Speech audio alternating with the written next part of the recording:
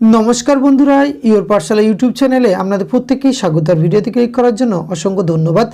एकादश द्वादशे शिक्षक नियोगे विकृति 900 जन, सुपारिशपत्र छाड़ा 600 जनके नियोग करा हच्छे एई कथा किन्तु जानालेन एसएससी अर्थात school service commission.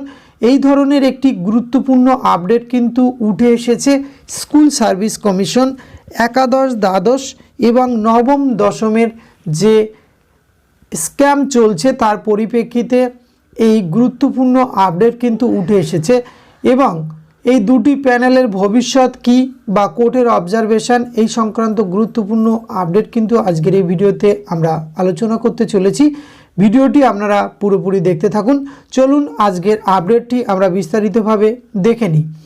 WBSSC recruitment scam আদালতের তিরস্কারের মুখে পড়েছে স্কুল সার্ভিস কমিশন। হলফনামা জমা করতে বলেছে স্পেশাল ডিভিশন বেঞ্চ।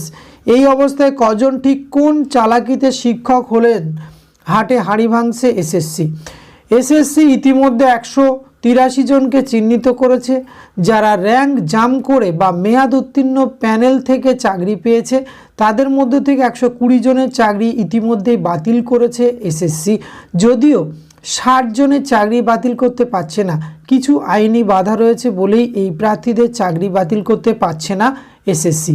গতকালে এসএসসিকে একাধিক প্রশ্ন করেছে আদালত। কেন তথ্য দিতে লজ্জা পাচ্ছেন আধিকারিকরা?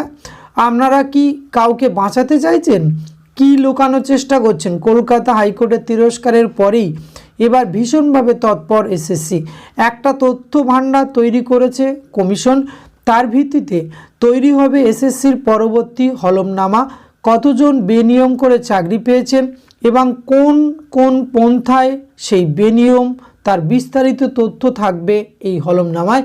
এবার যে হলফনামা আকারে আদালতে জমা করবে এসএসসি তা চূড়ান্ত বলেই ধরে নেওয়া যায়, কারণ আদালতে হলফনামা আকারে জমা পড়ার পর এসএসসির আর সেই তথ্যের পরিবর্তন করতে পারবে না।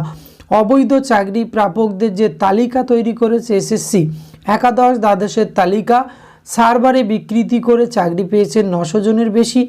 প্যানেলে নাম থাকা সত্ত্বেও চাকরি করছেন 600 জন। তালিকায় নাম না থেকে চাকরি পেয়েছেন 70 জনের বেশি। মেয়াদ উত্তীর্ণ প্যানেল থেকে চাকরি পেয়েছেন 30 জনের। জানা যাচ্ছে র্যাঙ্ক জাম, সুপারিশপত্র ছাড়া চাকরি সহ আরও অন্যান্য বেনিয়মে কতজন চাকরি পেয়েছেন তার বিস্তারিত তথ্য থাকবে এসএসসির হলফনামার। এই গুরুত্বপূর্ণ আপডেট কিন্তু উঠে এসেছে। দুরকম প্যানেলের উপরে এই অবজারভেশন বা এই রিপোর্ট কিন্তু হলফনামা আকারে জমা দিতে চলেছে এসএসসি নবম দশম এবং একাদশ দ্বাদশ। পরবর্তী ক্ষেত্রে এই শুনানির আপডেট কি আসছে সেটি আমরা অবশ্যই দেখার জন্য অপেক্ষা করতে হবে। আর এই ধরনের নিত্য নতুন আপডেট যদি আপনারা নিয়মিত পেতে চান বা সবার আগে পেতে চান তাহলে অবশ্যই চ্যানেলটিতে সাবস্ক্রাইব করে রাখুন। ধন্যবাদ, প্রত্যেকে ভালো থাকবেন।